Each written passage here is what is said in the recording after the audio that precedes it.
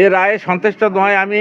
বিচার এখনো সঠিক হয় নাই, বিচার আরো করতে নাকি ওই শাক দিয়ে মাছ ঢাকার মতো হয়ে গেল আর কি বিষয়টা। তো আসলে এইভাবে যদি প্রকৃত আসামিরা যদি মৃত্যুদণ্ড থেকে বেঁচে যায় তাহলে পরবর্তীতে অপরাধের সংখ্যাটা আরো বেড়ে যাবে। এ রায়ে সন্তুষ্ট নয় আমি। কনস্টেবলের ঘেরে মৃত্যুদণ্ড হয়েছে, তাদের উপর লেভেলের অফিসাররা যারা সমর্থন করেছে গুলি করার জন্য, মারার জন্য, তাদেরা এড়ে গেছে। এই ভালো করে করে তদন্ত করে আরও মৃত্যুদণ্ড বেশি করে দেওয়া উচিত। এই জন্য আমি সন্তুষ্ট নই। আপিল করবেন কি না এই নেক্সট যে আপনি এখন আপিল করব কি না এটা পরিবার জানাবে। এটা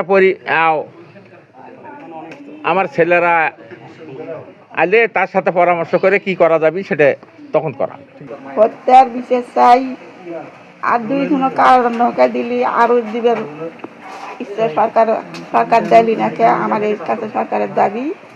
আর আমার ছেলে বিচার এখনো সঠিক হয় নাই, বিচার আরো করতে নাকি। আমরা এই জন্য আমার অন্তর ঠান্ডা হয় নাই। সরকারের কাছে আমার এই দাবি, আরো জানি ঘরে আসেন, আরো জানি চাকরি কমা হয়, আরো এই জন্য আমার মনে অসন্তুষ্ট। বিভিন্ন আসামি এখনো পলাতক রয়েছে, কিন্তু সবচেয়ে বড় কথা দুঃখের বিষয় হচ্ছে মাত্র একজন এসআই আর কনস্টেবল এবং এএসআই এর মৃত্যুদণ্ড হয়েছে মাত্র 2 জনের।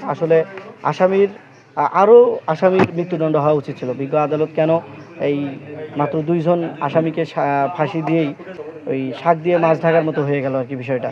তো আসলে এইভাবে যদি প্রকৃত আসামিরা যদি মৃত্যুদণ্ড থেকে বেঁচে যায় তাহলে পরবর্তীতে অপরাধের সংখ্যাটা আরও বেড়ে যাবে।